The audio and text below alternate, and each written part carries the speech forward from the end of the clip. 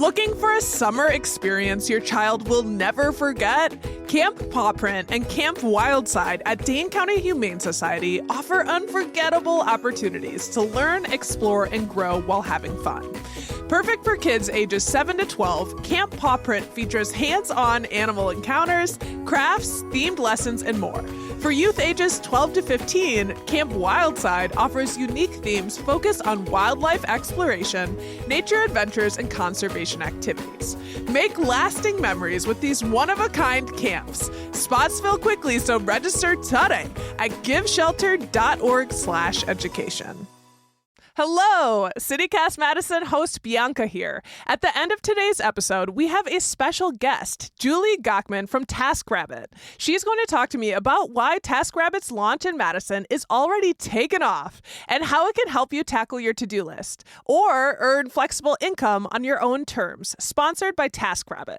So stick around, whether you need help with the move, furniture assembly, or you are curious about being a tasker yourself, you're going to want to hear this.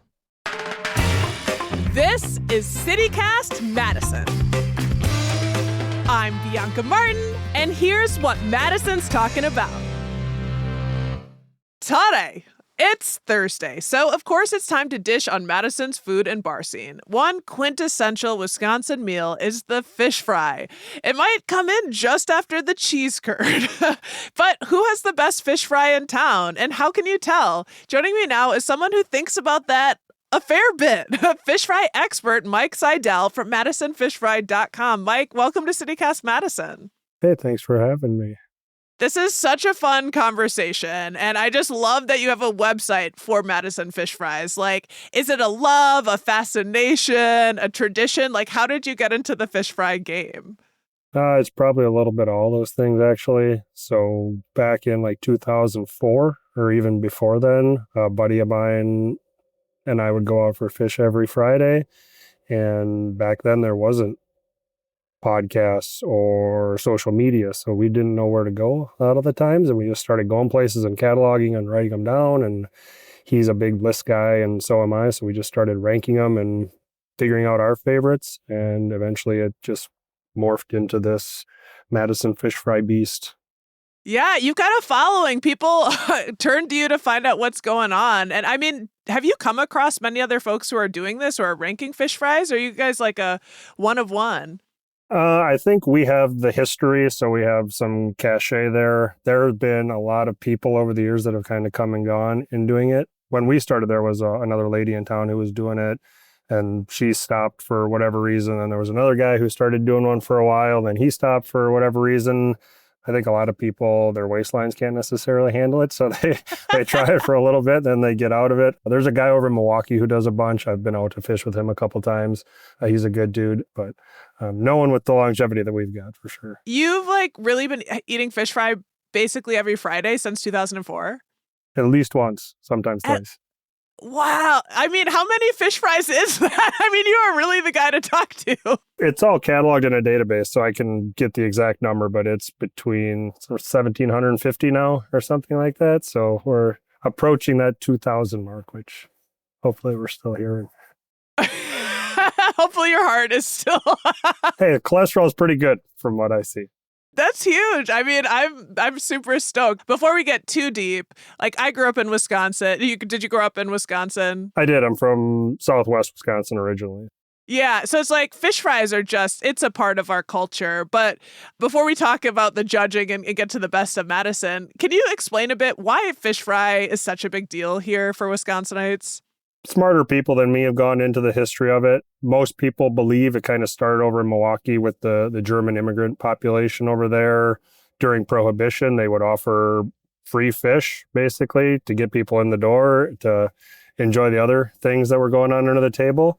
So that tradition started, and people would go out and they'd have fun, and it became this kind of community event, right? Where you're not just going out to dinner, you're going out to have drinks and see your neighbors and cut loose from a long work week or whatever. And that slowly percolated all over the state, right? So the thing I find interesting about it is that there's these like little pockets and nuance to different fish in different parts of the state, and how those traditions have evolved. Like where I'm come from in the western part of the state, it's all cod, on Fridays. And in the eastern part of the state around Milwaukee up to Door County, it's all lake perch. And the further you go north, it's more walleye and bluegill and things like that. So there's these little nuances of where culture has kind of sunk their teeth into fish fry, no pun intended, and really kept that tradition going, right? And it's awesome, right? Everybody looks forward to Friday. Like that's my favorite day of the week, even though it's not officially the weekend yet, right? Yes, yes. And trying the different styles and like the people treatments. Do I know how to cook? I'm not finding the right word, but like how people, cook their fish fry is an exciting thing. Like, and you can be surprised. When I was growing up, I learned about fish fry because of the Catholic church in town, like in Baraboo, like they were doing the fish fry. I know Catholic churches here do that. And some of that, I mean, right now we are in Lent season, particularly at this time of year. Fish fry during Lent, or at least eating fish on Fridays, was a part of a tradition, right, of like abstaining from eating warm-blooded meat during this period. Absolutely. Yeah, I don't know how much you encounter that in your fish fry explorations. You definitely see a lot more interest in people going out on Fridays that first week of Lent. And I notice it wanes a little bit over the 8 weeks or whatever it is of Lent, but certainly that, and I think that's part of the original, start of the fish fry too, even in the Milwaukee with the prohibition. Some of that was religious oriented, and that for a lot of people, right, they might not even eat fish other months of the year, but during Lent they make sure and make it a point to do it. So that's probably the second wave, I would say, of where the fish fry history kind of evolved from. But like I said, there's people who've gone into more depth and more research on that than me. I just like to eat them. Yeah.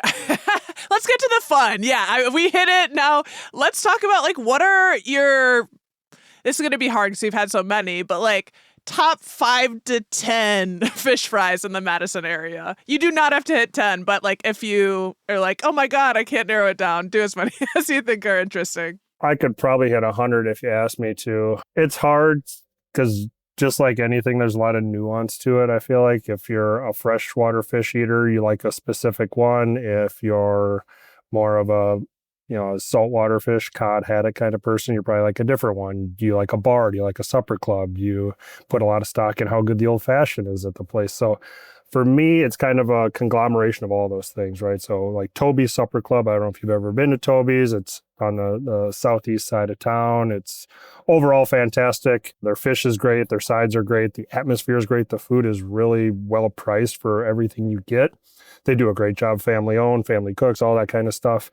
Some people love Toby's and some people are kind of like, it's a little loud for me. They don't like standing at the bar and waiting. So for me, I think that's fantastic. I love that whole ambiance of it. The food is second to none.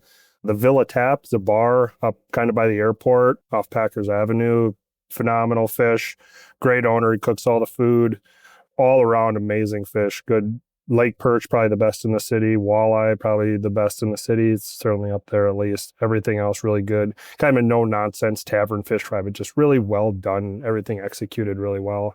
Always loved Dexter's Pub, too. Kind of more of a brew pubby, fancy kind of bar, if you will. But great fish overall. It's off East Johnson. It's on North Street, technically, but that's a great place. The Tip Top Tavern, also right over there, tiny little hole in the wall, but they do a really good fish fry. If you like the traditional kind of supper club places, Quivvy's Grove's always, they've won the best of Madison time and again over the years. That place is always great. They do a really good lunch fish fry too. Then I don't know, there are places like the Alchemy are always good if you're into kind of, a little bit nicer, kind of more, near East Side flair, if you will. But yeah, Mickey's Tavern even has a pretty good little fish fry. There's a lot of them around town. Laurel Tavern, a lot of great bars. I would have said the Esquire Club, but they just closed down. So yeah, that's a lot of good ones right there. I bet a lot of people will debate with you. Like, what's the hottest debate that you've had? I already mentioned it right off the top. I think Toby's is probably the most polarizing fish fry in town, maybe in the entire state, maybe in the entire world, because people either seem to love it or they hate it. There's very little middle ground because it is what it is. It's that atmosphere, it's that ambiance, it's that I don't want to fight that crowd to get my fish. It's they don't take reservations. But if you love it and you love their strong drinks and you like hanging out at the bar for, up to an hour and a half, 2 hours before you get your fish, that you've already ordered while you're waiting at the bar, right? People don't like that ordering system sometimes. So it takes a certain constitution to be able to like stand in a place and wait your turn, but also be paying attention to get in. Yeah, but then, I mean, you pay $17 and you get a full-on relish tray. During the week, you get a cinnamon roll or with dinner. And I mean, there's all sorts of great things about it. You just gotta be willing to do your time, right?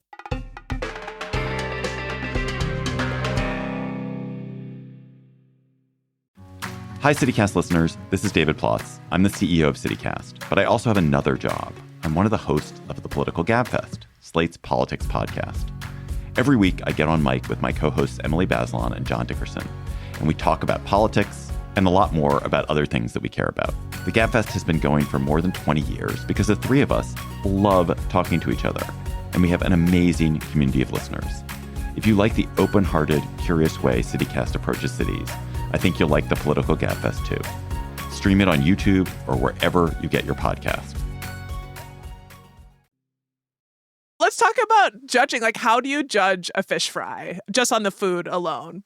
So I come from an academic background, and my buddy who started the site with me did too. So I base everything out of 100 points, right? And it's all weighted based on the importance. And I try not to say exactly what that importance is, but the fish is by far the biggest part of it, right? So your fish has to be great. You could have the best old fashioned in the world. You could have the best potato pancakes in the world. But if your fish stinks, I'm not going to recommend it, right?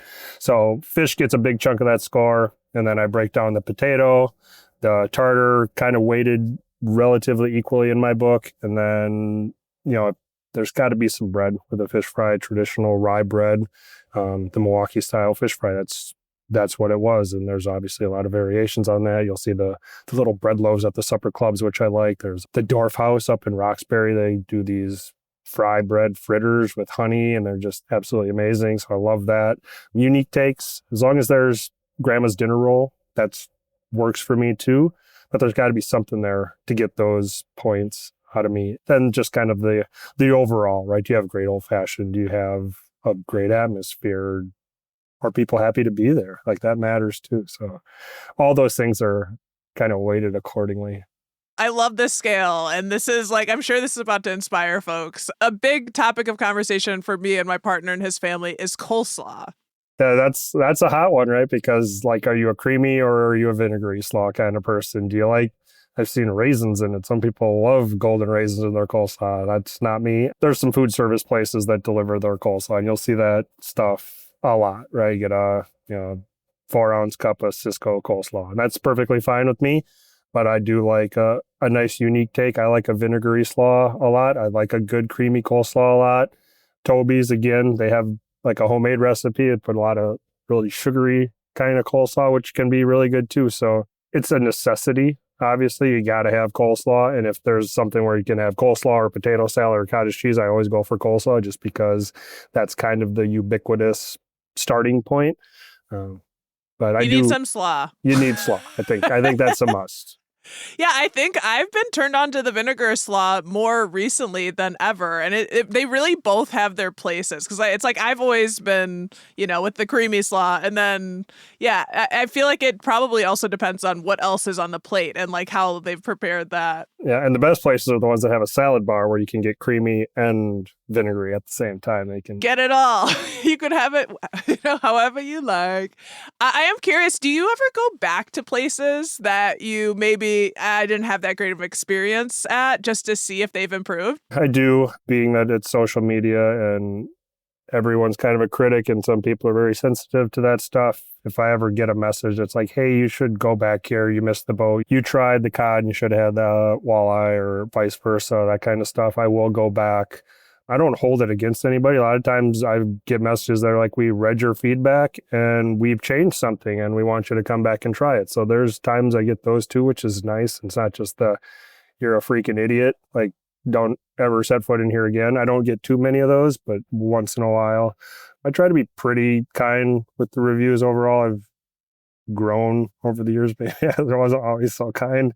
But yes, I do go back to places because everybody can have an off night. The cook could have gotten a car accident on the way to work and he just wasn't feeling it that night. The temperature of the oil could have dropped and they weren't washing it close enough, so the fish came out greasy. That kind of stuff happens. So I do tend to give places a revisit if I don't love it. And I also tend to give places a revisit right away if I really do love it, just to verify that it was as good as I thought it was the first time. There wasn't some other factor just making you particularly happy that day. Right. I might have had one or two old fashions too many before the fish came, and no matter what it was like, it was going to be great, right? So, is there anything to drink with a fish fry outside of an old fashioned, or is that that's just a part of the system?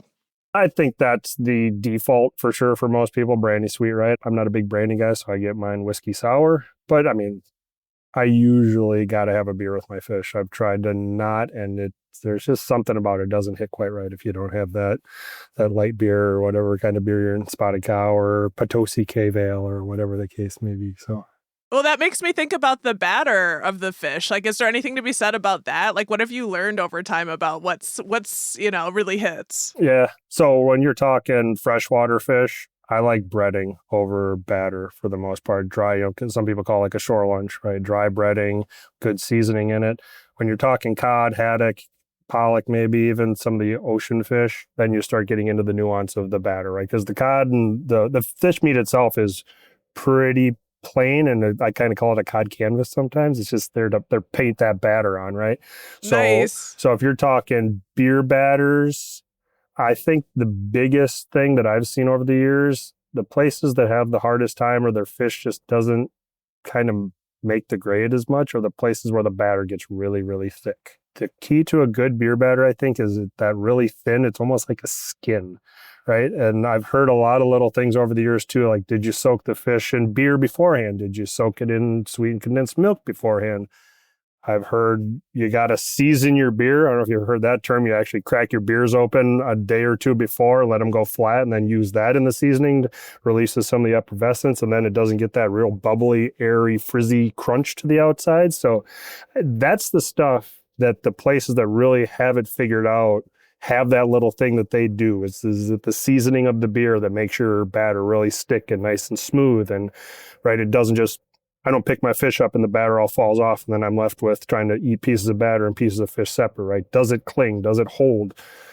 Does it have some kind of subtle nuance? So there's a place called the Hooterville Inn down in Blue Mounds, and they do have an amazing beer batter. I still haven't figured out how they do it. There's just something unique about it. It's kind of like has a darker color. So I don't know if they're using Guinness or some other beer, whatever the case may be, but their beer batter is really unique. And I think that can be a huge differentiator between, we just made a batter or a beer batter with whatever's on tap. We slapped it together, battered the fish. It came out like a wet sock, and now it's fine, but I need a lot of tartar sauce to eat that burst. I can eat this without any tartar sauce. This is so good. The fish is flaky. It's falling apart. The batter is clinging. It's like a whole kind of meld of flavors when you do it that way. I'm loving your description so much. Came out like a wet sock. That is perfect. You're clearly a writer, and you're talking about the cod canvas. I'm going to have to steal that one. That's so real. You got to do something with that canvas. Man, I mean, you talked about Blue Mounds. I think you talked about the Dwarf House earlier. Your reviews do go beyond Madison. So where are some spots do you think is worth the drive? There's a ton, right? Every time you talk about, you ask somebody and they're like, a different place is the best. You got to go out to Hortonville. You got to go, over to Prairie du Chien, right? Every place has their own great fish fries, right? Dwarf House is great. That's a drivable one from Madison. I'd like to go there more than we do. There's too many to hit most of the time. There's a place up in Green Bay called Merrick's. They're notorious in the fish fry scene. They're the only place I've ever seen when they have it, and they'll do bone-in lake perch. So they fry with the bones in, the tail on, and there's like a special little system for filleting it after Wow. it's already cooked. And then the bones, just like a bone-in ribeye, the bones impart a little bit of a different flavor to the meat, and it's absolutely fantastic. But it's super expensive for what you get, but it's like this quintessential dumpy little bar Wisconsin fish fry that they just have their own unique thing that you don't find anywhere else. So that place is awesome. The Sister Bay Bowl up in Door County. If you ever vacation Door County, you got to go there on a Friday. Absolute must. One of the best lake perch fish fries in the state. The Duck Inn down in, I think it's Delavan down there, somewhere down there, southeast Wisconsin, one of the best supper clubs in the state. Their fish fry is impeccable. Wentz on the Lake, which is just north of Fond du Lac, up in a little town called Van Dyne, right on Lake Winnebago. Some of the best lake perch you're going to find anywhere, just consistently amazing. And then obviously, like, there's places all over the state. We were just up in Nakusa last Friday to hang out, and went to a place up there that was absolutely phenomenal. I'm thinking about how much fried fish that y'all eat, and I'm curious, do you ever get like tired of the fish, or is it just like, I'm ready for it? Like it's something that you love. I was thinking about perfume earlier, or cologne, where if you're going to buy it, they have like a little container of coffee beans. Oh, so right. You can, just so you can like, reset your senses. Like wine tasting, right? That's spit in between. No, I'm chomping at the bit here already today. Normally I would be somewhere by now if we weren't doing this. So I think that's part of the beauty of it for me, is there are those varieties of fish, right? I don't have to get caught all the time. I'll choose a place that has smelt if they have it on the menu. I'll go to a place specifically for walleye today because that's what sounds good to me. And then the fact that you can bread or batter all those fish, it adds a lot of diversity to it. So you're not eating fish and chips 104 times a year, right? That's what I like about it. And I've grown to appreciate freshwater fish more than cod. I know I can always get cod for the most part. If a place is doing a fish fry, they're going to have cod or haddock on the menu. That's pretty much step one. Then where do they go from there? Do they have bluegill? Do they have perch? Do they have walleye? So there's always avenues you can go down, right? And God forbid, like when I was a kid too, like you could always get baked fish, right? Places have poor man's lobster. A lot of places just have, grilled walleye or something like that. I don't do it, but those options are available to people that don't want the fried, or like, I'm so sick of fried cod. I need something different this Friday. So for me, there's enough diversity. There's enough places. And I've been to 1,750 of these things, and I still feel like I'm just scratching the surface of everything there is out there. So, and this state is crazy when it comes to fish on Fridays. So there's a whole portion of the state I've never been to, and I hear that a lot. Like, oh, you got to get up to, Hayward. You got to get up to, northeastern Wisconsin more often. Like the whole Milwaukee fish fry scene. Like I say, there's a guy that he goes all over down there. He's been doing it for like 10 years straight every Friday now too, and I've hardly ever been over there for any of those he's been to. I've been to a handful when I've been to brewer games or to Summerfest or things like that, but there's so many, and places are always closing, new places are always opening, and places are always changing. Like you say, they'd be like, hey, you need to come back because we changed something. So that's awesome. This is all music to my ears, and honestly, the best guide I could have ever asked for. You're absolutely the right person to talk to about this, and you gave so many good recommendations. Like, we're going to have to catalog that for folks to see, and recommend people follow your work, obviously, at your website, madisonfishfry.com. Mike, this has been such a pleasure. Thank you for taking the time and coming on CityCast Madison. Awesome. Thanks for having me. I could probably talk about this for another 2 or 3 hours if you need it. Right, you've got to get on your way and go get another fish fry. I got to get to the Silver Eagle. That's where I'm going today. That's Mike Seidel from Madison Fish Fry. Go check out his work at madisonfishfry.com. And stay tuned. Coming up, a quick conversation with Julie from TaskRabbit about how Madisonians are using the platform to get help fast or earn flexible income. Sponsored by TaskRabbit.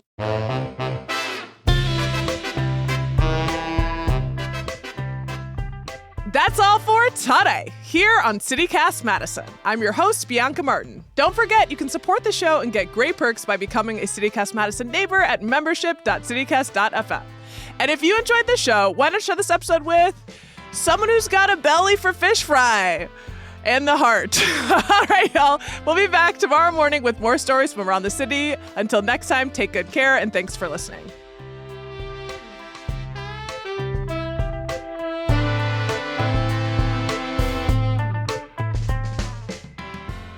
Hey, Bianca here with Julie Gochman, Senior Manager of Strategic Initiatives at TaskRabbit. Julie, hello. Hello, so excited to be here, Bianca. So TaskRabbit is new to Madison, and folks need to know they should be excited about it. I know that I am. It saved me in a number of ways over the years. So TaskRabbit only launched in Madison this past June, but it's already making waves. Julie, you're a Wisconsin native. Why do you think it has taken off so quickly here?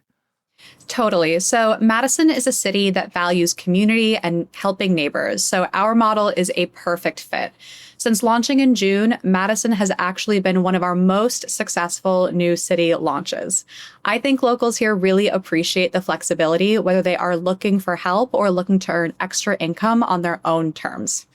I hear that. I am not shocked at all that this is taking off. And frankly, when I moved back to Madison several years ago, I was pretty disappointed to not find TaskRabbit in the city. And I kind of made a stink about it because I had so many people I know who were just like, find someone on TaskRabbit. And I had to say, it's not here. Well, it's here now. So, Julie, for the newly initiated, how exactly does the platform work?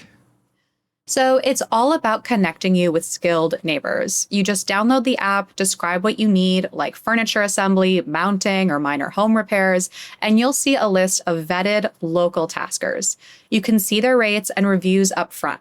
It's that neighbors helping neighbors spirit we love in Madison, backed by a platform that's been perfecting this for 16 years. I am extremely happy to hear about TaskRabbit being in Madison. And you know what else? We're living in tough times, like high rents and bills, grocery prices. We're all feeling the squeeze. And we're also seeing a lot of folks looking for, I guess, quote unquote, side hustles, or independent work. How is TaskRabbit helping people in Madison with work or even building their own businesses?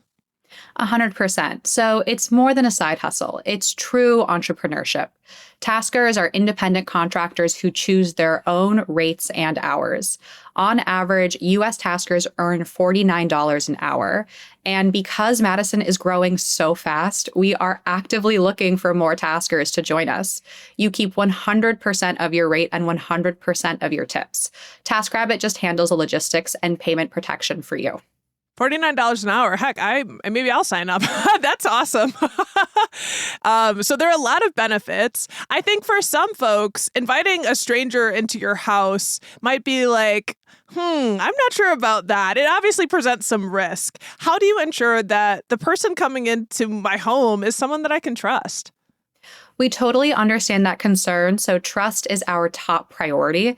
Every prospective tasker undergoes a multi-step screening process, including identity verification and a background check.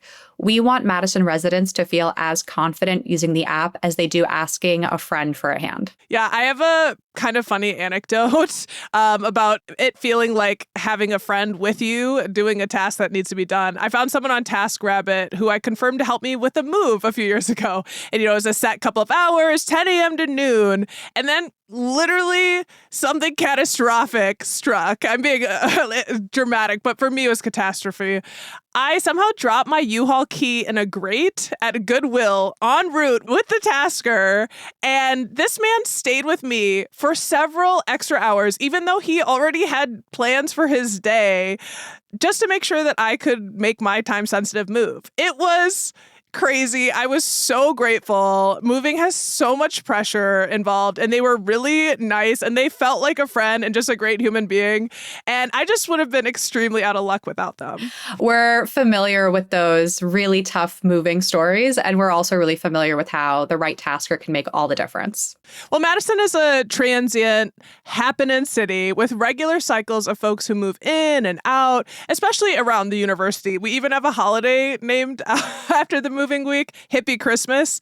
So how does TaskRabbit serve Madison's dynamic lifestyle? You hit the nail exactly on the head. Everyone is always moving in Madison, and anyone who has ever tried to navigate a lease turnover here knows how stressful it is.